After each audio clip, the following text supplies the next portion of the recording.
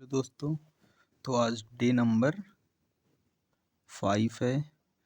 4 video मैंने complete करा दी हैं और डे नंबर आज है 5 और मैं डेली 100 क्वेश्चन कराता हूँ मिक्स एनटीपीसी ग्रुप डी के लिए, रेलवे एग्ज़ाम्स के लिए। तो आप लोगों को वीडियो देखकर अच्छा लगे तो आप लोग जुड़ सकते हैं और डेली 100 क्वेश्चन अप्रॉक्स कंप्लीट कर सकते हैं। और मोस्ट इम्पॉर्टेंट करंट अफेयर के भी मैं क्वेश्चन अलग प्लेलिस्ट बनी है तो आप देख सकते हैं। और मैं कोई भी प्रीवियस ईयर क्वेश्चन उठाता हूं तो उससे रिलेटेड सारे क्वेश्चन करा देता हूं, ताकि प्रीवियस ईयर पूछा जाएगा तो बहुत अच्छी बात है और रिलेटेड पूछा जाएगा तो आपको मिल जाएगा। और अन्य कहीं से क्वेश्चन पूछे नहीं जाते, नए क्वेश्चन करंट अफेयर के ही होते हैं। ओके, शुरू करते हैं। उर्वरकों में क्रांति का संबंध किस रंग से है? उर्वरकों में क्रांति का संबंध किस रंग से है? तो धूसर रंग। उर्वरकों में क्रांति, उर्वरकों की क्रांति धूसर रंग आएगा ऑप्शन में, तो आप कर लेंगे। पीली क्रांति तिलहन से संबंधित है। पीली क्रांति तिलहन से, क्योंकि तिलहन सरसों से होता है और सरसों पीला होता है, तो आपको ध्यान रहेगा। श्वेत क्रांति दूध से संबंधित है। श्वेत, श्वेत मीन्स होता है सफ़ेद, श्वेत क्रांति दूध से संबंधित है। काली क्रांति पेट्रोलियम उत्पादक से। काली क्रांति पेट्रोलियम उत्पादन से। पेट्रोल जब कच्चा तेल निकलता है, जहाँ से तेल की कौन से, तो कच्चा तेल पूरा काले कलर का होता है, उसको फिर से रिसाइकिल किया जाता है तो गाड़ियों में डालने लायक का डीजल पेट्रोल निकलता है। तो काली क्रांति पेट्रोलियम उत्पादक से। लाल क्रांति टमाटर और मांस से। गोल क्रांति आलू से। टमाटर और मांस लाल क्रांति, लाल दोनों चीज़ें होती हैं तो ध्यान रखना। गोल क्रांति आलू, आलू गोल होता है। नीली क्रांति मछली, समुद्र का जल नीला होता है और मछली उसमें रहती है। सिल्वर फाइबर क्रांति कपास से, फाइबर कपास ही है। गुलाबी क्रांति झींगा से, झींगा एक मछली की प्रजाति है। हरित क्रांति अनाज से, हरित क्रांति अनाज से। आपको किसानों को जो लोग गांव में रहते होंगे उनको पता होगा हरित क्रांति, उसमें जो खाद की बोरी आती है उसमें लिखा रहता है हरित उर्वरक। स्वर्ण क्रांति शहद और बागवानी से। स्वर्ण क्रांति शहद और बागवानी से। रजत क्रांति अंडा और कुक्कुट से। रजत क्रांति अंडा और कुक्कुट से। भूरी क्रांति, भूरी क्रांति उच्च किस्म की बागवानी। भूरी क्रांति का मतलब उच्च किस्म की बागवानी से संबंध है। उच्च किस्म की बागवानी का मतलब कि जहाँ पर हाइब्रिड वाले पेड़ लगाए जाते हैं, जहाँ पर एक साल में ही पेड़ फल देने लगता है, भूरी क्रांति।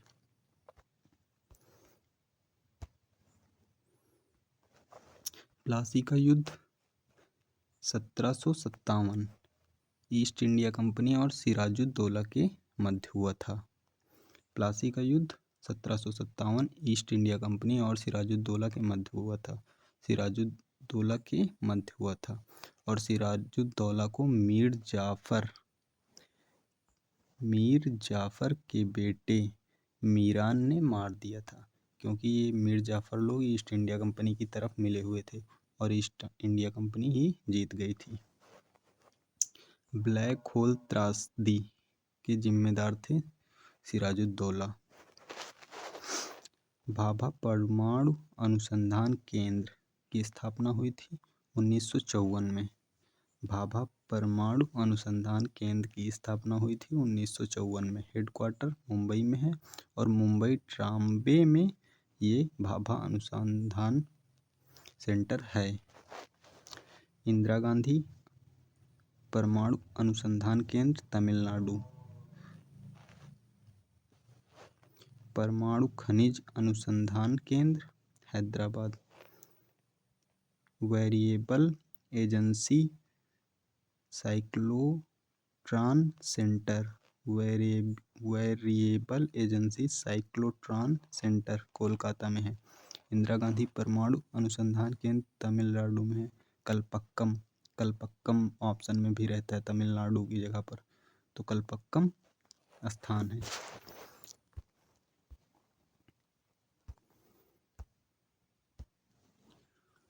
अदिश राशियाँ, अदिश राशियाँ जिनकी कोई दिशा नहीं होती। द्रव्यमान, गति, आयतन।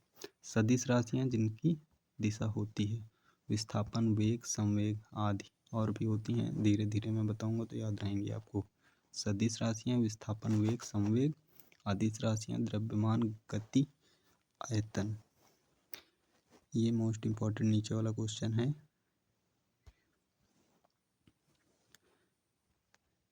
स्थिर ताप पर गैस का आयतन दाब के व्युत्क्रमानुपाती होता है। स्थिर ताप पर गैस का आयतन दाब के व्युत्क्रमानुपाती होता है। बायलन का नियम है ये, बायलन का नियम। स्थिर दाब पर किसी गैस के निश्चित द्रव्यमान का आयतन उसके परम ताप के समानुपाती होता है। स्थिर दाब पर किसी गैस के निश्चित तापमान का आयतन उसके परम ताप के समानुपाती होता है। चार्सल का नियम है। स्थिर आयतन पर किसी गैस के लिए, स्थिर आयतन पर किसी गैस के दिए गए द्रव्यमान का दबाव केल्विन में तापमान के सीधे समानुपाती होता है। गे-लुसाक का नियम है ये, गे-लुसाक का नियम। ये चारों मोस्ट इम्पॉर्टेंट है, चारों प्रीवियस ईयर में आए हैं एनटीपीसी से।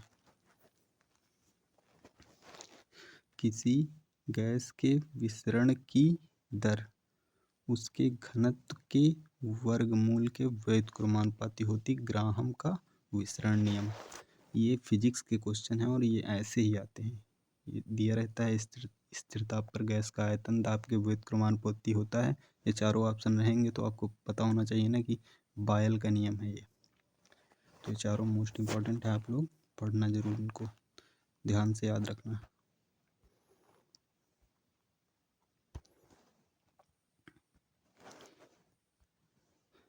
पहला राष्ट्रमंडल खेल 1930 कनाडा में हुआ था। पहला राष्ट्रमंडल खेल 1930 कनाडा में हुआ था। दूसरा राष्ट्रमंडल खेल 1934 लंदन में हुआ था। और भारत ने पहली बार हिस्सा लिया था। तो भारत ने पहली बार राष्ट्रमंडल खेलों में हिस्सा कब लिया? 1954 में। और वो दूसरे राष्ट्रमंडल खेल थे, लंदन में हुए थे। पहले राष्ट्रमंडल खेल 1930 कनाडा में हुए थे। और ओलंपिक के बाद भारत का, ओलंपिक के बाद विश्व का दूसरे नंबर पे आता है ये राष्ट्रमंडल खेल, रैंकिंग में, टॉप की रैंकिंग में। नेक्स्ट क्वेश्चन है, और मैं यहाँ पे जैसे 26 लिखा है तो मैंने 28 लिखा है, तो इसका मतलब 27 नंबर ये भी क्वेश्चन है। मैं इसलिए यहाँ पर पूरे नंबर नहीं लिखता हूँ ताकि आपको ऐसा ना लगे कि मैंने 25 क्वेश्चन पढ़ लिए या 50 क्वेश्चन पढ़ लिए, चलो आधा वीडियो कल पढ़ेंगे, ऐसा ना लगे। बहुत छोटा वीडियो होता है, 15 से 20 मिनट का। नागरिकों के मौलिक कर्तव्य को संविधान में जोड़ा। नागरिकों के मौलिक कर्तव्य को संविधान में जोड़ा 42वें संविधान संशोधन से 1976। वर्तमान में मौलिक कर्तव्य हैं 11, पहले 12 थे, लेकिन 44वें संविधान संशोधन से संपत्ति के अधिकार को हटा दिया गया है। पहले 12 थे, लेकिन संपत्ति के अधिकार को जब हटा दिया गया तो 11 ही बचे हैं। 44वें संविधान संशोधन से संपत्ति के अधिकार को हटाकर संपत्ति का अधिकार अब कानूनी अधिकार है और अनुच्छेद 300A में है। और स्वर्ण सिंह समिति की रिपोर्ट के आधार पर मौलिक कर्तव्यों को जोड़ा गया था। क्वेश्चन आ जाए, मौलिक कर्तव्यों को किस समिति की रिपोर्ट के आधार पर जोड़ा गया था? तो स्वर्ण सिंह समिति की रिपोर्ट के आधार पर जोड़ा गया था।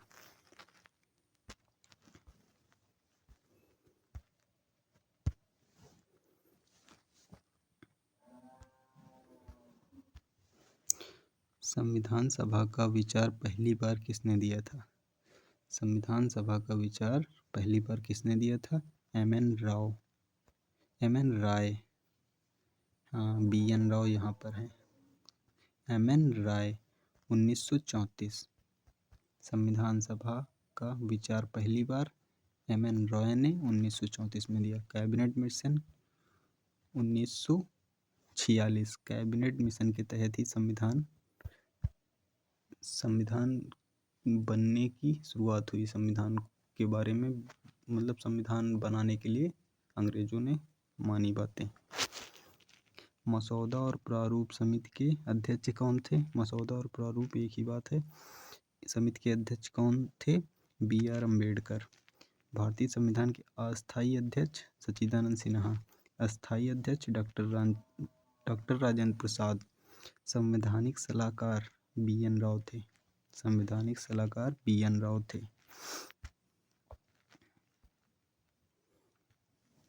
सेब या सेब के पेड़ में होने वाला रोग फायर ब्लाइट। सेब या सेब के पेड़ में होने वाला रोग फायर ब्लाइट। जैसे ये सेब है तो इसमें यहाँ पर सड़ जाएगा, ऊपर सड़ जाएगा, नीचे सड़ जाएगा, इसको बोलते हैं फायर ब्लाइट।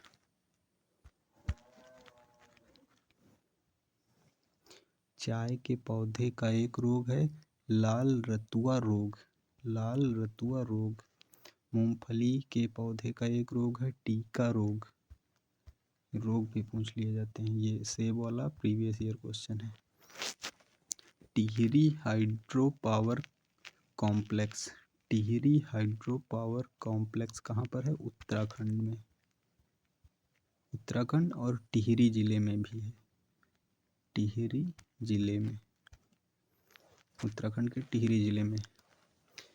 भारत में राष्ट्रीय आय की गणना करने वाला पहला व्यक्ति दादा भाई नौरोजी 1867-68 में की थी। 20 रुपये पर व्यक्ति आय। 20 रुपये पर व्यक्ति आय इन्होंने गणना की थी, पहले व्यक्ति की। और दादा भाई नौरोजी की बुक है poverty and un British rule in India. Swaraj की मांग करने वाला पहला व्यक्ति दादा भाई नौरोजी थे। कहाँ पर की थी? कलकत्ता अधिवेशन में। 1906 में कांग्रेस का कलकत्ता अधिवेशन हुआ था, उसी में स्वराज की मांग की थी दादा भाई नौरोजी ने। इसके पहले मैंने जो सेट कराया है उसमें ये क्वेश्चन पूछा गया था कि स्वराज की मांग कांग्रेस के किस अधिवेशन में हुई थी? तो कलकत्ता अधिवेशन में। और इसमें मैंने क्वेश्चन रिलेट करके ये भी बता दिया कि किसने की थी, दादा भाई नौरोजी ने, और कलकत्ता अधिवेशन कांग्रेस का 1906 में हुआ था। और केंद्रीय सांख्यिकी संगठन जो है राष्ट्रीय आय की गणना करता है। जैसे क्वेश्चन आ जाए प्रति व्यक्ति राष्ट्रीय आय की गणना कौन करता है? तो केंद्रीय सांख्यिकी संगठन।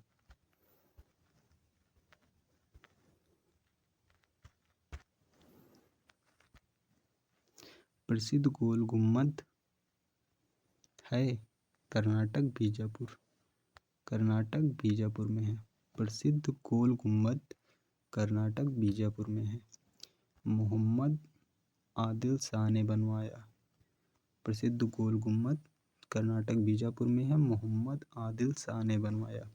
और दुनिया का सबसे बड़ा चिनाई वाला गुम्बद है ये। दुनिया का सबसे बड़ा चिनाई वाला गुम्बद है ये। भारत का पहला परमाणु ऊर्जा स्टेशन कब चालू किया गया? भारत का पहला परमाणु ऊर्जा स्टेशन कब चालू किया गया?